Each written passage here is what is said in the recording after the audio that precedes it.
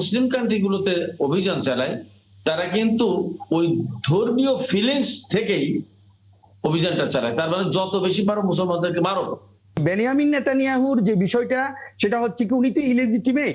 উনি যে কাজগুলো করতেছে সেগুলো অসাংবিধানিক এবং অগণতান্ত্রিক এবং জাতিসংঘের সনদ বিরোধী। চলমান যুদ্ধ একের পর এক হচ্ছে, তাতে নেতানিয়াহু নিজের ভাবমূর্তি নিয়ে আসলে কোনোভাবে চিন্তিত কিনা।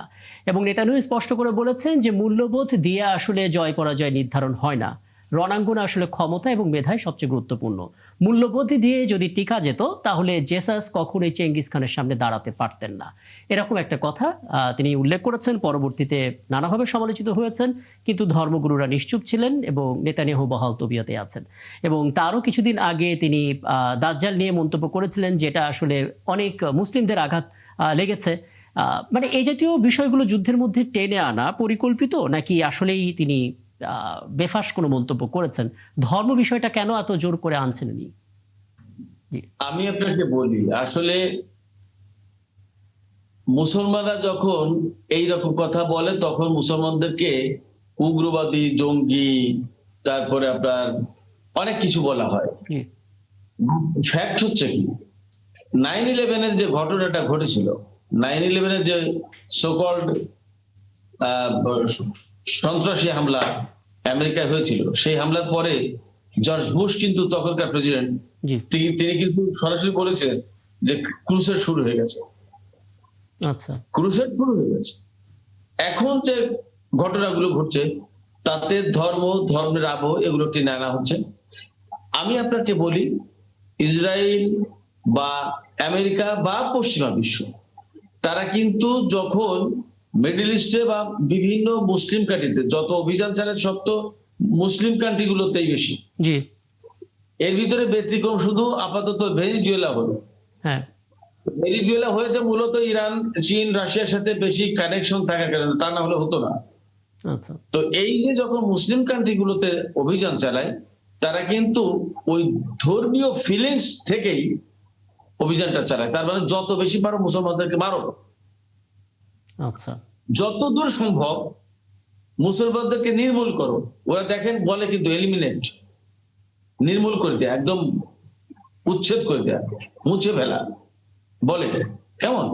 তো এই যে ওদের ভেতরে যে একটা ধর্মীয় সেন্টিমেন্ট, ফিলিংস কাজ করে, সেই ফিলিংস এর বহিঃপ্রকাশ ভাষে বলেন আর বেভাষে বলেন, যেভাবেই বলেন না কেন হয়ে যায়। এটাই হচ্ছে, এটাই বলছে। এটা মানে লুকানোর কোনো বিষয় না, এটা ওরা মিন করে, ওটা ওন করে ওটা। একদম। জনাব সিরাজুল ইসলাম যে কথাটা বললেন, অধ্যাপক আক্কাস আহমেদ, আপনি দেখেছেন আসলে গণমাধ্যমে কিংবা আন্তর্জাতিক গণমাধ্যমে অনেকে আসলে এই বিষয়টি নিয়ে আলোচনা করেন না, কিংবা আলোচনা করার ক্ষেত্রে তারা এড়িয়ে যান, অথবা এই বিষয়গুলোকে সামনে আনলে তারা অনেক কিছু হয়তো আলোচনা টেবিলে আনতে পারবেন না বিধায় আসলে তারা এড়িয়ে যান। আপনি আসলে ইরান যুদ্ধর মধ্যে আসলে ইসরায়েল বা যুক্তরাষ্ট্রের ধর্মীয় ফিলোসফি কতটা দেখতে পান, এবং এটা নিয়ে আপনার কোনো পর্যবেক্ষণ আছে কিনা ছোট করে? ধন্যবাদ।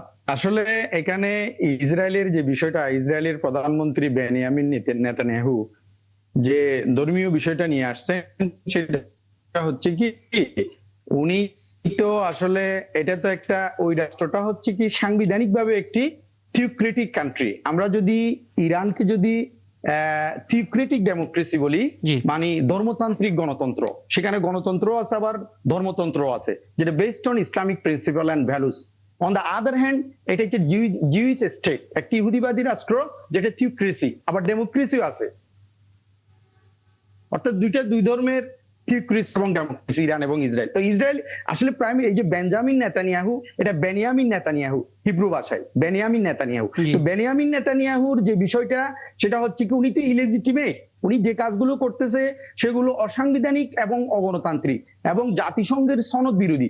সেই অবৈধ কাজ, অগণতান্ত্রিক, অসাংবিধানিক এবং জাতীয় সিকিউরিটি কাউন্সিল বলেন, জাতিসংঘের সনদ বলেন, সেগুলো বিরোধী, মানবাধিকার বিরোধী। সেগুলাকে লেজিটিমেসি দেওয়ার জন্য, বৈধতা দেওয়ার জন্য একটি ধর্মীয় একটি ফ্লেভার নিয়ে আসা, একটি ধর্মকে ব্যবহার করছে। উনি ইহুদি ধর্মকে, এই যে আব্রাহামিক রিলিজিয়ন, সেমিটিক রিলিজিয়ন, এই যে খ্রিস্টান, ইহুদি, মুসলিম, সেমিটিক রিলিজিয়ন, আব্রাহামিক রিলিজিয়ন একটা পার্ট হচ্ছে জিউস। সেই জন্য সে তার ইহুদিদের যে সুপ্রিমেসি, তাদের যে আধিপত্যবাদ, সেটাকে নিয়ে আসার জন্য এবং তার জনগণকে ঐক্যবদ্ধ রাখার জন্য, এবং ইহুদির বিশ্বব্যাপী যে ইহুদিদের যে একটি সেন্টিমেন্ট সেটাকে কাজে লাগানোর জন্য এই সমস্ত কথাগুলো বলছে। আর আপনি ট্রাম্পের কথা, আপনি এই যে সিরাজ ভাই যেটা বলেছেন যে যখন ইরাক 2001 সালে বা 2003 সালে যখন junior Bush, George W Bush, তিনি যখন যুদ্ধ করেন, তিনিও কিন্তু এই যে ধর্মভিত্তিক যুদ্ধের কথা বলেছেন, ক্রুসেডের কথা বলেছিলেন। এখানে আমি আরেকটা কথা বলি, আসলে খ্রিস্টান ধর্ম বলেন, ইহুদি ধর্ম বলেন, এগুলো তো আব্রাহামিক রিলিজিয়ন, কিন্তু তাদের যে ধর্মীয় ইতিহাস, তাদের ধর্ম প্রতিষ্ঠার যে ইতিহাস, সেটার থেকে কিন্তু ইসলাম ধর্মের যে প্রাতিষ্ঠানিকীকরণ, ইনস্টিটিউশনালাইজেশন, এস্টাবলিশমেন্টের ইতিহাসটা কিন্তু ভিন্ন। ইসলাম হচ্ছে একমাত্র ধর্ম যেটা একটি মূল্যবোধ নিয়ে এসেছে, সেই মূল্যবোধের উপর ভিত্তি করে রাষ্ট্র প্রতিষ্ঠা করেছে, এবং সেই রাষ্ট্র কিন্তু বুঝতে পারছি সারা বিশ্ব ব্যর্থ হয়েছে এবং এখনো কিন্তু চালু আছে। আমি এখানে একটু শেষ করি, খ্রিস্টান ধর্মভিত্তিক রাষ্ট্র কিন্তু আপনি পাবেন না। ইউরোপে বেশিরভাগ রাষ্ট্র হচ্ছে সেকুলার। আপনি দেখেন 711 খ্রিস্টাব্দ থেকে 1492 খ্রিস্টাব্দ পর্যন্ত পর্তুগাল, স্পেন, সিসিলি এবং মাল্টা, এই চারটা কিন্তু মুরদের অধীনে ছিল, এবং তখন থেকে কিন্তু খ্রিস্টানদের, মুসলমানদের উপরে, এরপরে তুর্কি সাম্রাজ্য তো আছেই। তো এই সমস্ত কারণে কিন্তু খ্রিস্টান এবং ইহুদিরা কিন্তু মুসলমানদের উপরে কিন্তু অনেক বেশি ঈর্ষান্বিত যে মুসলমানরা পেরেছে, আমরা পারি না। বুঝতে পারছি, তার মানে একটা ঐতিহাসিক বাস্তবতা এখানে আছে। আমি এখানে যেহেতু সময়টা কম, আমি একটু মোহাম্মদ কামরুজ্জামান আপনার কাছ থেকে এই বিষয়টা একটু বিস্তারিত এই অর্থে জানার চেষ্টা করব যে এখানে যুদ্ধের মধ্যে ধর্মের ইস্যুগুলো টানা এটা পরিকল্পিত কিনা, এবং নাকি নিজেদের যে কমিউনিটি, জিউস যে কমিউনিটিকে উজ্জীবিত করার জন্য ইতিহাসটাকে বারবার সামনে আনা, যেন তারা মানসিকভাবে ভেঙে না পড়েন, বরং নেতানিয়াহুকে যুদ্ধে সমর্থন যোগান, এটা একটা কৌশল কিনা? দেখুন, ধর্মবিশ্বাস এটাকে আমরা বলি থিওলজি। তো নেতানিয়াহু উনি আপনার মানে ইজ অ্যান আর্কিটেক্ট, উনি এমআইটি থেকে আর্কিটেকচারে উনি গ্রাজুয়েট, এবং উনি কিন্তু আপনার ইসরায়েল আর্মির একেবারে অ্যাক্টিভ আর্মি অফিসার। তো আমার মনে হয় থিওলজিক্যাল স্টাডি মানে অত্যন্ত গুরুত্বপূর্ণ, এবং যুদ্ধের সময় আমরা বলি রাইট কজ যদি হয় তাহলে যুদ্ধে জয় করাটা অনেক সহজ।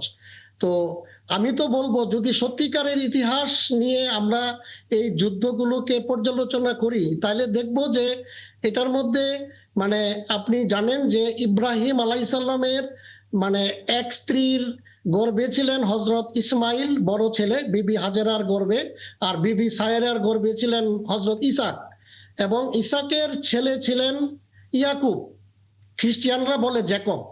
এই ইয়াকুবের আরেকটা নাম ছিল ইসরায়েল, এবং এই ইসরায়েলের আপনার 12 জন সন্তান ছিল, 11তম সন্তান ছিল হজরত ইউসুফ। তো যাই হোক, এটা নিয়ে অনেক বড় ঘটনা। তো এই বনি ইসরায়েল মানে এই 12টা ট্রাইব, 12 ছেলে ইয়াকুব আলাইসাল্লামের সন্তানেরা, এবং ইসলাম ধর্মে ইয়াকুব আলাইসাল্লাম অত্যন্ত গুরুত্বপূর্ণ একজন নবী, পরবর্তীতে ইউসুফ আলাইসাল্লাম, এবং এরপরে আমরা ইসাকের যারা বংশধর তারা আপনার হজরত মুসা, এবং পরবর্তীতে মুসার উপরে আসছে আপনার এই জুডাইজম যেটা আপনার ইহুদি, আর এটা পরবর্তীতে খ্রিস্টানিটি হজরত ইসার উপরে, আর দুনিয়ার সর্বশ্রেষ্ঠ নবী হজরত মুহাম্মদ সাল্লাল্লাহু আলাইহি সাল্লামের উপরে ইসলাম ধর্মের পরিপূর্ণতা আসে। তো যদি আব্রাহামিক রিলিজিয়ান থিওলজি ভালো করে সবাই স্টাডি করে, তাহলে তো যুদ্ধ হওয়ার কোনো কারণ নাই। উই আর ব্রাদার্স, আমরা তো ভাই। তো আমার তো মানে থাকবে যে ইরানীয় ধর্মীয় নেতারা যেরকম থিওলজির উপরে অত্যন্ত অভিজ্ঞ, আপনি জানেন যে আল খামেনি ওনার ফতোয়ার কারণে কিন্তু ইরানিয়ানরা এখন পর্যন্ত অ্যাটম মানে একেবারে অ্যাটমের শেষ প্রান্তে আছে। এরপরেও আল খামেনি বলেছেন যে এরকম অস্ত্র আমরা বানাবো না যেটা মানবতার এগেইনস্টে যাবে। তো এরকম থিওলজিস্ট হওয়ার কারণেই একটু আগে সিরাজ ভাই বলছিলেন, দেখেন আমাদের যুদ্ধে আমি সালাউদ্দিনের কথা বললাম, এই যে ইরান ওদের এত বড় বড় নেতা মানে টার্গেট হলো, এরা কিন্তু ওরকম টার্গেট কিলিং কিন্তু করে না, ওরা আনএথিক্যাল ইললিগাল এগুলো কিছু করে না। এবং আমি তো মনে করি এই যুদ্ধ শেষ হওয়ার পরে অনেকেই কিন্তু ইন্টারন্যাশনাল আপনার ক্রিমিনাল কোর্ট এবং ইন্টারন্যাশনাল মানে আইজিসি যেটা, ওখানে কিন্তু বিচারের সম্মুখীন হবে, বিকজ ইরান একমাত্র যে নাকি লয়ের মধ্যে আন্তর্জাতিক আইন এবং ধর্মীয় যে আপনার ফিলিংস এগুলোর ভিতরে থেকে যুদ্ধ করছে। বাট পরাশক্তি এবং ইসরায়েল এরা কিন্তু সমস্ত মানে আইন কানুন মানবতা সব ভেঙে এরা যুদ্ধ করছে। তো কামরুজ্জামান সাহেব আপনি থিওলজিক্যাল যে ব্যাকগ্রাউন্ড যেগুলো বললেন ঠিক আছে, কিন্তু আপনি একটা জিনিস খেয়াল করেন, ধর্মকেই কেন্দ্র করে যতগুলো যুদ্ধ হয়েছে, যত প্রাণহানি হয়েছে, আর কি অন্য কোনো কারণে হয়েছে দেখেন তো? না, ধর্মকে নিয়েই, কিন্তু ধর্মকে নিয়ে হয়েছে ধর্ম আর অধর্ম। সত্যিকারের ধার্মিকরা কিন্তু আপনার ধর্ম এক ধর্মের সঙ্গে আরেক ধর্মের মানুষের মধ্যে, আরেক ধর্মের, হ্যাঁ, এবং হিন্দু মুসলমানের মধ্যে, আপনার হয়েছে, তারপরে খ্রিস্টান ইহুদিদের মধ্যে, হ্যাঁ, তারপরে ইসলামের সঙ্গে খ্রিস্টানদের সঙ্গে, ইসলামের সঙ্গে ইহুদিদের সঙ্গে, হ্যাঁ, এই যে আন্তঃধর্ম এই সাবকন্টিনেন্টে আপনি কুরুক্ষেত্র যদি বলেন, কুরুক্ষেত্র যেটা মহাভারতের 18 দিনের যুদ্ধ, তারপরে লঙ্কা কাণ্ড যেটা মানে এইগুলো কিন্তু নিজেদের মধ্যে, ওই যুদ্ধটা কুরুক্ষেত্রের যুদ্ধটা কিন্তু নিজেদের মধ্যে, ওটা নিজেদের মধ্যে। আমি বলছি ইন্টার রিলিজিয়নের মধ্যে, যেটা মানে ইন্ট্রা এন্ড ইন্টার, হ্যাঁ, ধর্ম অবশ্যই যুদ্ধের মধ্যে ধর্ম, তবে ফাইনালি আপনার ধর্মেরই জয় হয়। ধর্ম বলতে এখানে ইজ দি মানে ফেইথ, মানে যেটা রাইট ওইটাই আলটিমেটলি একদম। এবং আমি আসলে এখানে আলাপটা আরেকটু দীর্ঘ করতে পারলে ভালো হতো, কিন্তু সময়টা যেহেতু একেবারেই নেই, এবং এই সংবেদনশীল আলোচনা অর্ধেক করাটা আসলে খুবই ঝুঁকিপূর্ণ, কারণ করলে পুরোটা করতে হবে। তবে একটা বিষয়, একটা প্রশ্ন সিরাজুল ইসলাম আরো একবার আপনাকে করে তারপর শেষ বিরতিতে যাচ্ছি। আপনি দেখেছেন গেল 2 দিন আগে, ইনফ্যাক্ট বলা যেতে পারে একদিনের কিছু বেশি, পোপ জানিয়েছেন এই যুদ্ধ অবিলম্বে বন্ধ করা হোক। কিন্তু ওনার এই স্টেটমেন্টের পর অনেকেই জিজ্ঞেস করেছেন যে এত দেরিতে কেন, অর্থাৎ এত লম্বা সময় ধরে এত হত্যার যজ্ঞ হলো, এত হুমকি হলো, এত ক্ষতি হলো, তারপর এত পরে কেন পোপের ঘুম ভাঙলো? এটা নিয়ে অনেকে প্রশ্ন তুলেছেন।